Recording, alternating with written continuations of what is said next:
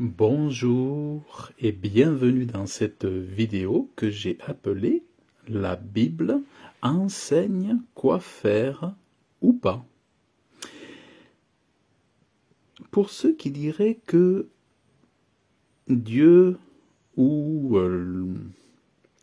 le christianisme est vague et n'enseignerait pas ce qui est à faire, qui nous laisserait totalement libres. En fait, c'est tout le contraire qui est vrai, c'est-à-dire que la Bible, tout au long de ses pages, enseigne à celui qui prend le temps de la lire ce qui est à faire devant Dieu et ce qui n'est pas à faire. Alors, donc il suffit de lire jour après jour et puis Dieu nous éclaire pour que nous puissions marcher selon le bon plaisir de Dieu, sous son regard, sous sa bonne volonté, dans sa bonne volonté. Alors, si on lit par exemple ici, donc je suis dans un psaume, ici le psaume 101, il est écrit « Je veux agir sagement, dans une voie parfaite, quand viendras-tu à moi, je marcherai dans l'intégrité de mon cœur, au milieu de ma maison. Je ne mettrai pas devant mes yeux, une chose de Bélial. » Alors là, il nous a expliqué, par exemple ici, que pour le chrétien, il y a une retenue à ce que l'on va mettre devant ses yeux. On ne peut pas mettre toutes les choses devant nos yeux, on ne peut pas tout regarder, tout voir, comme le font les autres, c'est-à-dire on doit avoir une retenue et on ne doit pas mettre des choses de Bélial, autrement dire des choses qui viennent qui sont mauvaises, qui viennent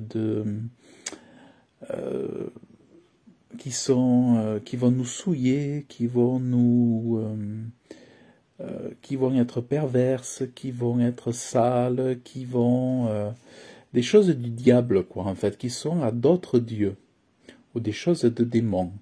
Donc, en fait, autrement dit, il faut mettre devant nos yeux, tâcher de conserver devant nos yeux des choses qui sont pures, qui sont correctes, qui sont dignes. Voilà. Donc ça, c'est aussi des choses que Dieu nous enseigne. Voilà. Ensuite, il est dit, « Je haïs la conduite de ceux qui se détournent, elle ne s'attachera point à moi. » Et aussi, ce que je voulais rappeler, c'est que Dieu se fait connaître comme notre Père. C'est-à-dire, il est notre Dieu, il est notre Père, celui qui nous a créés. Et en fait, parce que Dieu est notre Père, automatiquement, il nous enseigne des disciplines, des principes, il nous donne une éducation, il nous donne une science à conserver près de son cœur. C'est évident, c'est-à-dire tous les pères, et ô combien plus Dieu qui est notre Père, nous donne des enseignements de père. Parce que avec la paternité, il y a toujours une question de règles, de discipline, pour nous protéger et pour nous assurer, durant cette vie, de réussir, voilà, et de voler de réussir de voler de nos propres ailes, j'allais dire, mais de réussir sans enfreindre les lois de Dieu, quoi, les commandements de Dieu, parce que pour nous préserver du mal. C'est vraiment important, c'est que la discipline de Dieu est là pour nous préserver du mal et nous assurer son abondance et sa prospérité et donc sa bénédiction. Alors il est dit, le cœur pervers se retirera d'auprès de moi, je ne connaîtrai pas le mal. Celui qui calomnie en secret son prochain, je le détruirai. Voilà. Donc en fait, là on voit très bien que la volonté de Dieu, c'est de ne pas médire, de ne pas dire de mauvaises choses contre son prochain. En fait, c'est le piège le plus le plus rusé, le plus dramatique dans lequel tombent tous les hommes, et particulièrement aussi les chrétiens. Un chrétien va parler contre son frère biologique, contre son frère dans son église, contre son pasteur, contre son enseignant, donc tout le monde va critiquer tout le monde, va médire, mépriser, tout ça. Et en fait, ils ne savent pas que leur langue agit comme une langue de vipère. Voilà. Et il faut savoir aussi que souvent, la moquerie se cache beaucoup derrière l'humour. L'humour, son autre facette, quand c'est très difficile de faire de l'humour sans tomber dans la moquerie. Et beaucoup de chrétiens, par exemple, disent ou se vantent que Dieu serait un Dieu d'humour. Or, Dieu est un Dieu de joie saine, d'enthousiasme, certes, mais je dirais que s'il y a de l'humour, Dieu seul sait le maîtriser sainement. Moi, je conseille à tous d'être remplis de joie, mais de faire attention à l'humour parce qu'on glisse vite vers la moquerie et on glisse vite à dire du mal de l'autre, à insinuer du mal de son frère, à suggérer que l'autre est un idiot, que l'autre est... voilà, en fait, c'est une façon de détourner le mépris sous une apparence de moquerie, de blague et d'humour. Donc il faut faire très attention. Et les saints hommes de Dieu d'autrefois disaient « Celui qui saura ne pas médire d'un autre, celui qui saura ne pas mépriser l'autre, qui s'occupe de ses affaires et ne parle pas des autres, celui-là saura être saint avec sa bouche. Quasiment, il saura être parfait. Celui qui ne dit pas de mal contre quelqu'un d'autre avec sa bouche, il atteint la perfection. Parce que c'est difficile pour l'homme, pour la femme de maîtriser sa langue. Dans la chair, il y a cette soif, ce désir, comme des friandises qu'on se mettrait dans la bouche, sur la langue, de mépriser d'une façon ou d'une autre, en se moquant, en ricanant, en prétestant des motifs soi-disant légitimes pour dire du mal de son frère, de sa sœur, de sa mère, de son père, de son oncle et de sa tante. Donc il faut pas tomber dans ce piège-là. D'ailleurs, quand on observe Jésus, par rapport au comportement de Judas, Jésus n'a jamais critiqué Judas, il n'a jamais parlé ouvertement aux hommes contre lui en disant des choses qui seraient même négatives, qui feraient une mauvaise réputation à Judas, vous voyez. Et Jésus n'est pas tombé dans ce piège. Pourtant, il aurait pu dire, mais je sais que Judas, c'est un voleur, je sais que Judas, il prend l'argent, je sais qu'il va faire ceci, il va faire cela la nuit, il va dépenser son argent ici ou là, ou je ne sais quoi. Mais Jésus n'a pas colporté, il n'a pas fait des commérages. Et donc, en fait, la Bible nous enseigne ce qu'il faut faire et ce qu'il ne faut pas faire, vous voyez? Voilà. Faut pas calomnier, faut pas... Les rapporteurs rapportaient, il a dit ceci, il a dit cela, il a fait ceci, il a fait cela.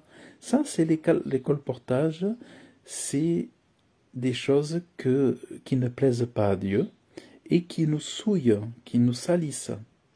C'est-à-dire, c'est du péché qui souille l'âme, qui souille tout l'être entier et qui n'est pas... qui ne serait pas à faire pour un chrétien, pour une chrétienne, voilà. Donc c'est vraiment important. Et donc il y avait des saints hommes de Dieu qui disaient autrefois que, notamment John Wesley, un de mes pères spirituels, qui disait, John Wesley, que beaucoup tombent dans ce piège et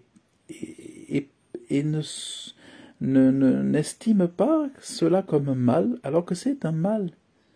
Beaucoup tombent dans ce piège parce que c'est un piège subtil, très fin. Et souvent, on ne le montre pas du doigt comme un péché, mais colporter, faire les rapporteurs, faire du commérage, faire des témoignages contre son frère, contre sa sœur, son père ou sa mère, eh bien c'est un péché, tout comme le reste. Voilà.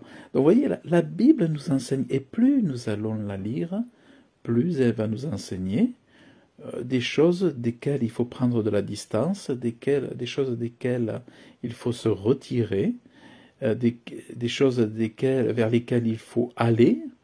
Par exemple, faire du bien autour de soi. S'il faut aider quelqu'un, eh bien, la Bible, Dieu va nous enseigner. Quand il faut aider quelqu'un, eh bien, il faut l'aider, il faut le faire. Quand tu peux faire le bien, fais le bien. Donc voilà. Donc c'est ça que je voulais vraiment souligner, le fait que la Bible nous enseigne. Le christianisme nous enseigne des principes, Dieu nous enseigne des principes, une discipline, dont il y a des choses qui sont très précises. Moi j'ai entendu dire que le christianisme, ou pour certains, ils parlaient du catholicisme, mais que Dieu ne nous enseignait rien, que Dieu ne nous donnait pas des règles, que c'était très vague. Mais c'est totalement faux, c'est tout le contraire qui est vrai. Dieu nous donne énormément de principes, de conseils pour marcher et pour lui plaire devant ses yeux, quoi. Parce que Dieu nous voit, Dieu nous regarde, Dieu nous entend, et c'est vraiment très important de se tenir de façon à ce que on n'attriste pas le cœur de Dieu. Voilà. Donc je vous invite vraiment à lire la parole de Dieu, et plus vous lirez la parole de Dieu, et plus vous saurez comment ne pas blesser les autres, comment ne pas faire du mal, comment bénir son prochain, comment être une aide pour son prochain, comment faire de son mieux, c'est vraiment tout l'enseignement d'un père. La Bible, c'est l'enseignement, c'est l'école de Dieu. Et en fait, il y a tout dedans. Et en plus, Dieu vous mettra des pensées à l'esprit, des pensées dans le cœur, qui appuieront, fortifieront les conseils qui vous sont donnés. Voilà, c'est vraiment très important. Donc, plus vous lirez, plus vous serez bénis, et plus vous serez grandi, transformé. Voilà. Et c'est comme ça qu'on passe de fils du diable à fils de Dieu, et qu'on marche, non pas comme des hypocrites, mais comme des fils de Dieu. Voilà, c'est ça qui est très important. Donc voilà, et c'est important pour ne pas se comporter comme des vipères, de accepter le changement, parce que l'évangile, la bonne nouvelle, est bonne parce qu'elle est là pour nous délivrer du péché. Jésus est venu pour que nous soyons plus des pécheurs, que nous venions saints, purs, parfaits pour Dieu. Parce que quelqu'un qui demeure dans le péché, il n'a pas son salut. Le salut, c'est lorsque vous êtes capable de dire non au péché et de l'éloigner de votre vie. Vous avez la victoire sur le péché. Il y a des combats qui vont durer, qui durent, mais le but, c'est qu'au final, nous soyons délivrés du péché. Nous soyons délivrés des mauvaises paroles, des mauvaises pensées, des mauvais comportements, des mauvais caractères.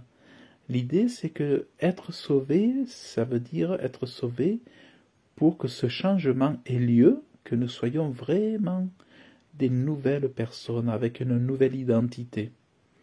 Et Dieu le fait avec le Saint-Esprit, avec le support de la parole de Dieu, et il opère ces changements en nous. Et nous devenons des personnes douces, fortes.